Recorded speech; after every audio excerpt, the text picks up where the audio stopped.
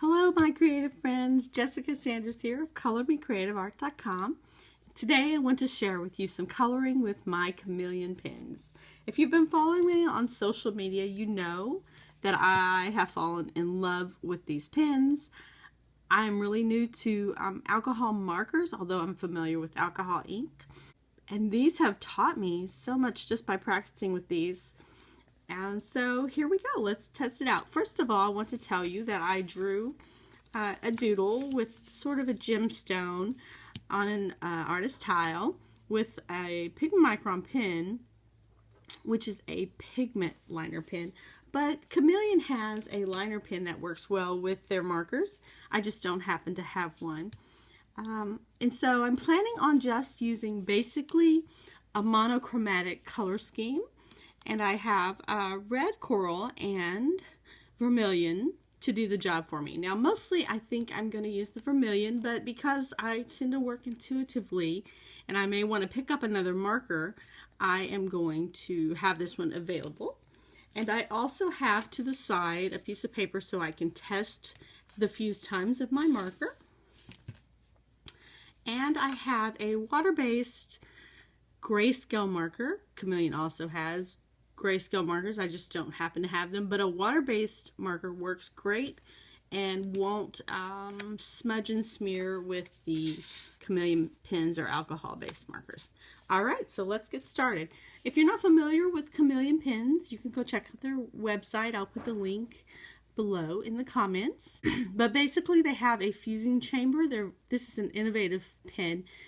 You can't do this with any other pens, but they have a fusing chamber which lightens the ink by adding toner to the tip. It has a Japanese brush nib. It's very soft. I can show you just a test here. Very nice and soft, very flexible.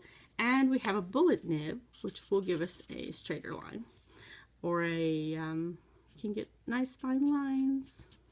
Anyway, okay, so that's a little bit of an overview. The big deal is, though, the toning chamber. So what we can do is, let's start with our brush nib. And you put your brush nib and you make sure the nibs are touching, and you hold it vertically, and you fuse for anywhere from, say, 5 to 15 seconds. And the way I do that myself, rather than using like a timer, is I just say 1 1000, 2 1000, 3 1000 to myself. And I mean, you could say it out loud if you wanted to, but you know, I usually say it to myself. And let this marker fuse. And then always I test it to see how much color is in the nib. That was about a 10-second fuse, and you can see that's just a hint of a tint, as they say over at Chameleon. And if you just keep coloring, it gets darker and darker. And I'm just going to color right over these because it doesn't matter. This is my test page. And it just blends so seamlessly as it dries. So you can see you can get a really long gradation of color with these pens. All right. So that's kind of an overview of Chameleon pens. The way I started was I bought one pen and I loved it, and so I bought more. Now I have several set. Okay, so let's get started with the coloring. I'm going to fuse, and I'm just going to start here with this gemstone because I'm having so much fun making gemstones. And so I'm going to fuse about 10 seconds, which I think I've done already. Test. And I'm choosing to have the light filling up the gemstone in this area. So what I'm going to do is make kind of a bean shape almost of a circle and leave some white space. And then I'm going to go around that and blend out this color. And it's just fabulous. It's going to make such a nice 3D effect.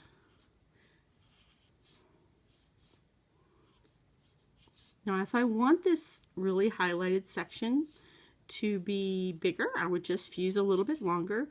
The vermilion is a fairly dark color, and the darker the colors, really the longer the fusing time you need. They just go back to the strong color much faster than the lighter colors. Okay, so I have this nice gradation of color, and it makes it already very 3D. Okay, so I'm going to add just sort of a crescent moon shape here near the bottom, which is going to act as like a shadow. And by overlaying the same color of ink over itself, you get a little bit of a darker tone, not turn. Okay, and then I'm going to go back in next to the edge here because I want there to be just a little bit lighter space there. Now I have a full gemstone tutorial on my YouTube channel, which is a little bit more detailed than this one. But this is just such a fabulous technique. So you can see now there's a shadow in there. Now what I'm going to do is I'm going to go back and fuse because I want this to be more blended together in this shadow area. So let me fuse. Probably only for 5 seconds, really short. Test. There's a little color in there, which is perfect for what I want because I'm going in here.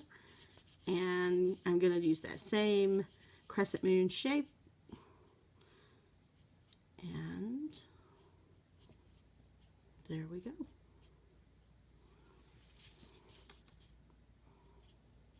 Okay, so the last thing I want to do, I think, I'm going to put this lid on. I'm going to go in with my bullet nib. Infuse that a little bit. Infuse that very short, very short. I'm going to go right along the edge here, just to get a really even darker area. And I'm just doing really light right there, like that. Okay, now I'm going to fuse more, maybe about 10 seconds. I want it to be just the hint of a tint. And what I'm doing is creating even more contrast in this gemstone, which will give it an even more 3D effect. So now I'm just going in and softening this line and causing it to blend. Curving a little bit there. So that it kind of blends out. There we go. All right, that is a very nice gradation of color there. Okay, so you may see I got a little bit out of the lines here. I'm not really concerned about that. In fact, what happens sometimes with these gemstones is the light shines through them. So let me add a hint of tint on the outside of the line. It's just going to show the light bouncing through. And that was another fuse. Like I said, I just want a hint of tint just outside. And that's going to be like the light is bounced through the gemstone. I'm going to do a little bit more fusing because I want that to be a softer edge. So fuse and just go right on the edge of that. Okay, so I'm going to go back to that later. That's just a hint of the color there, and that's going to come to play when I added some shadows to this coloring. Okay, so I'm using the same pen. I put it down. All right, now I want to color these other shapes in. And I want to decide how I want them to be highlighted. And I'm going to use, for these big kind of leaf shapes, I guess, I'm going to use the brush nib. And I'm going to fuse. And I want the light to all be kind of coming from the same direction. I want it to all look very shiny. So what I'm going to do is I'm choosing I want this highlight to be on this side. So I'm going to start here and just work my way across.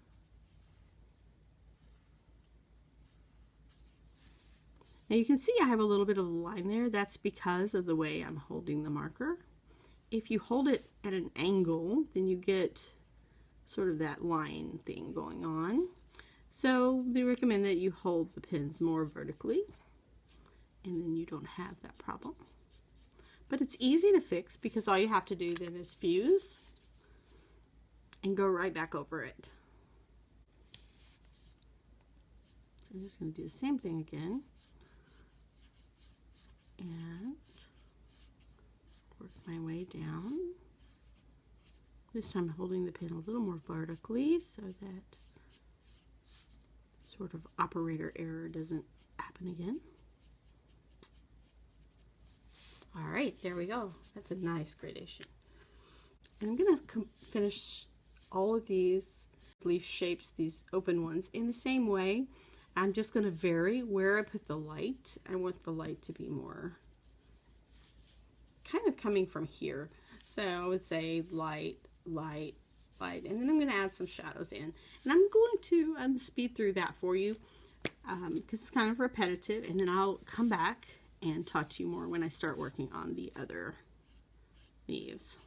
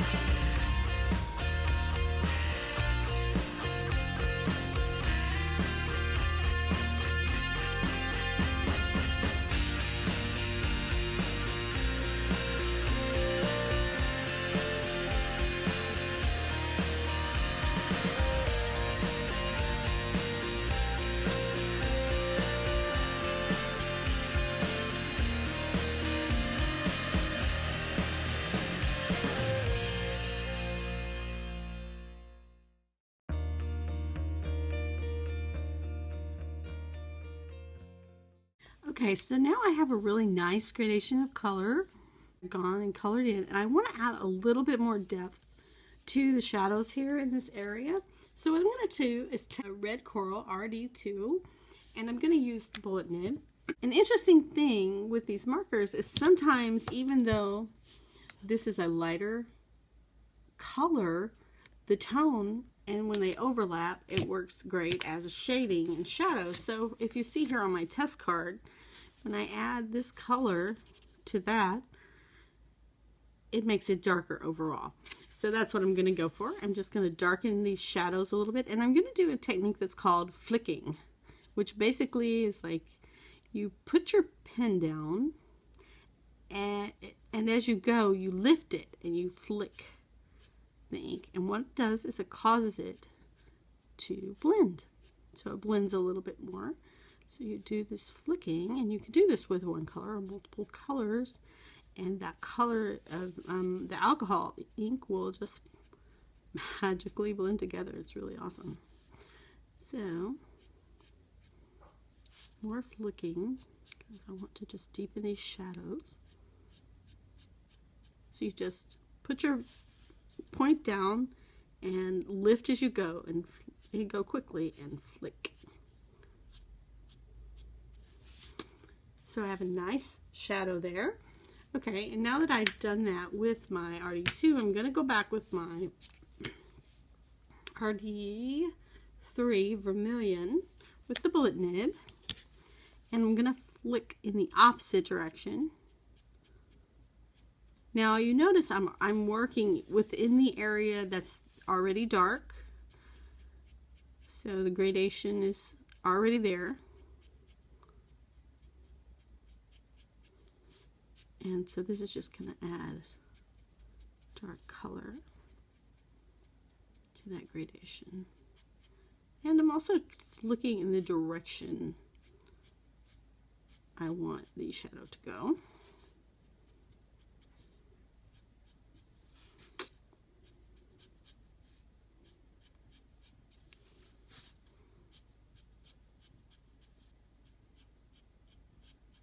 So you can see there I have a nice shadow. Now you see there are little spots there on the other little shapes. That's okay. I'm not worried about that. I'm not here for perfection. I'm here for fun and relaxation. And so those are going to just blend in when I go back over with color, and they're going to look nice. So I'm going to fuse a little bit because I want to smooth out that a little. I don't want to fuse much, because if you fuse too much there, you'll actually lighten what you have, which is a very cool technique, but it's just not what I'm trying to do right now. So another quick fuse and blend that out. The great thing about using these alcohol markers is they re-wet when they touch another alcohol marker, or when they touch the toning solution. So what happens is you get these nice easy blending effects that you just can't get with other mediums. So I think it's super cool.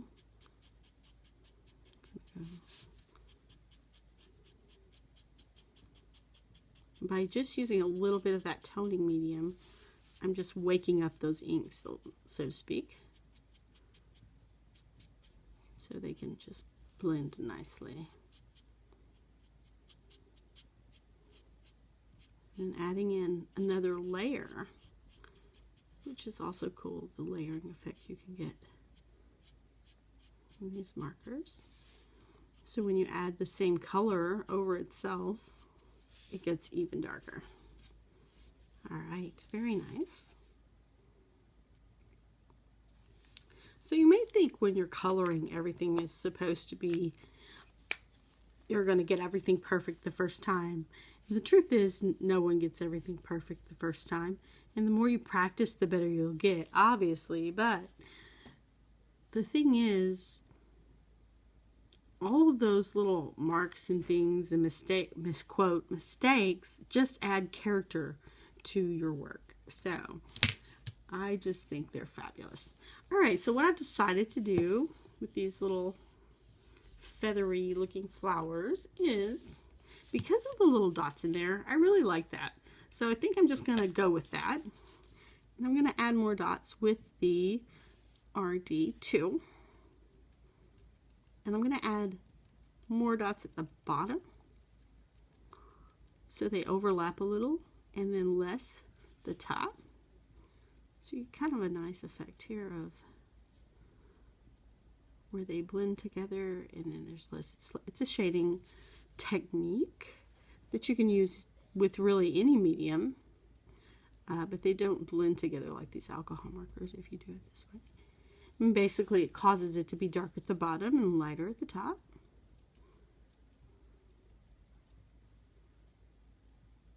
And it's a lot of fun.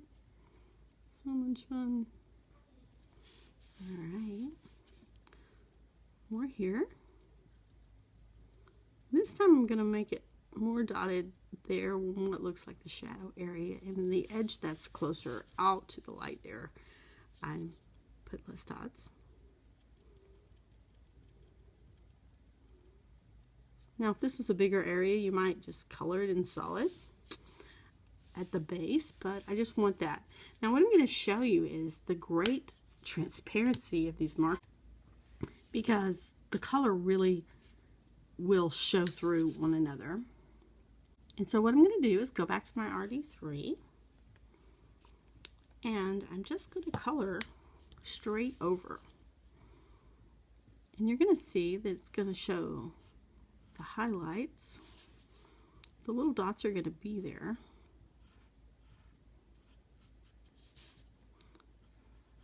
And the specks of light. where there were no dots. So basically you get some texture there because this ink is transparent. Translucent might be the better word. I'm really not sure. All right, then I'm going to do a little more flicking. I want that to be darker because I'm really just trying to create some depth in this piece. All right, there we go. I like it.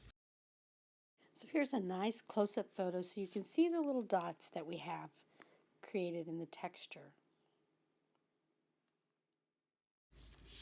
Okay, so now I want to go in with these shapes here. Everything's kind of a leaf petal shape, and I just like the continuity of that. So I'm going to go in with these shapes, and I want to leave sort of a triangle shaped highlight on the leaves. I'm just going to use my bullet nib for this, and I'm going to fuse. And I'm going to show you one, and then I'm going to continue on in fast mode and do all of these shapes that I want to color in. Okay, so let me test this clear hint of tint kind of thing. And like I said, I want it to be a sort of a triangle shaped highlight, so I'm going to put that in first, and then I'm going to go on each side and lay in some color, kind of hopping back and forth until I get it the way I want. And then as I go down in here, I want this to be, again, darker.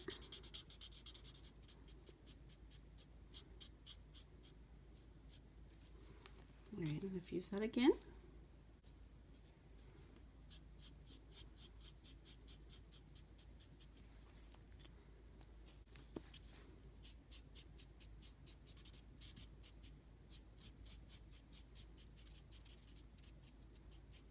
Okay, now I'm going to go into fast speed.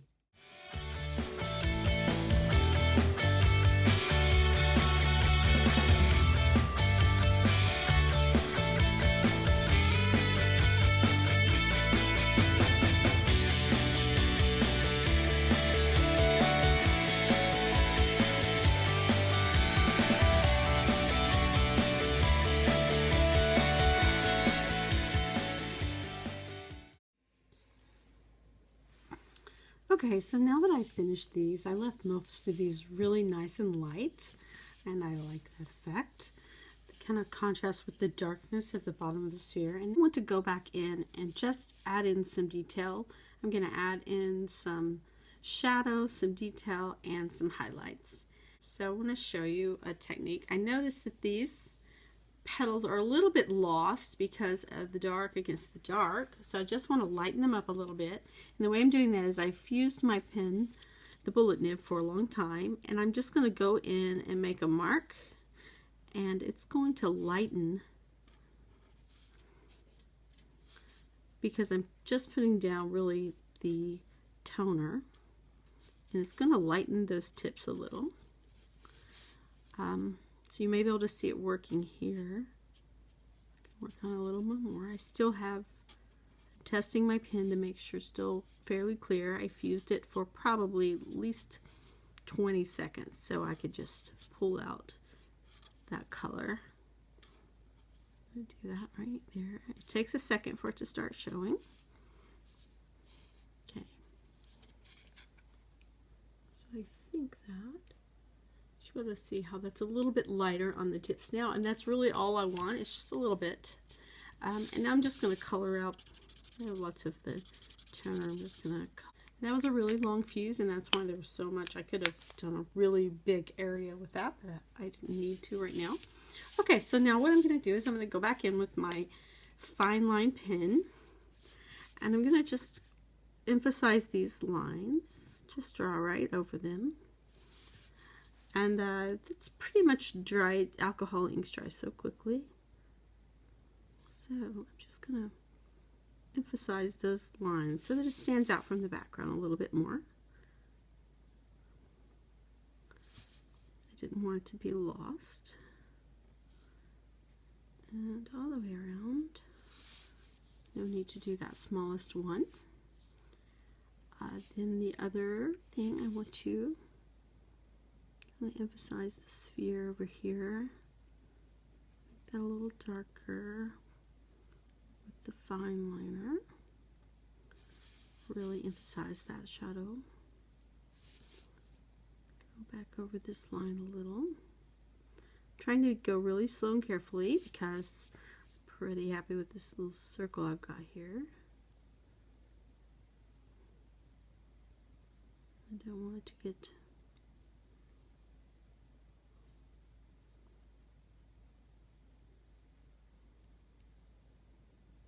messed up.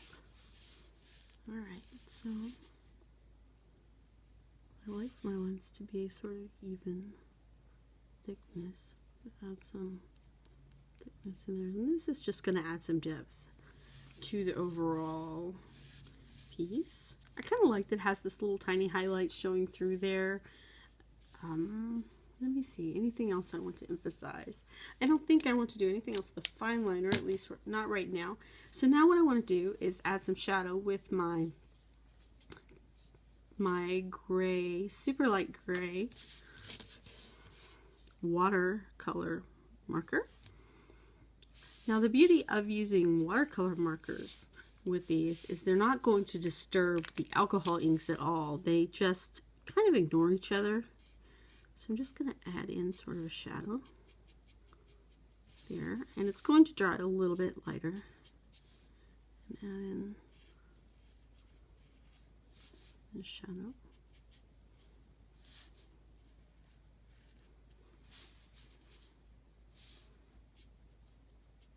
I want that to be the light shining through. And I'm going to darken these edges a little. Okay, now I'm going to just speed through adding the shadows and let you just watch.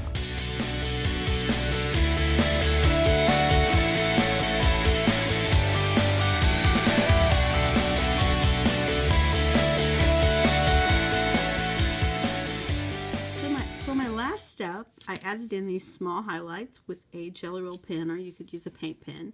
I added some lines and some little dots, and in order to make the dots not quite as bright, I just tapped them to get some of that whiteness off. And so I added them on to just sort of add some reflection in there, and that was kind of the last step after adding the shadows. So thank you so much for watching. I hope you enjoyed this tutorial. I know it was kind of long, but it shows you what kind of effect you can get with these amazing Chameleon pens, and what a fun tool they are.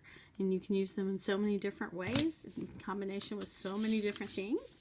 So thank you so much for watching, and I will see you soon. Bye.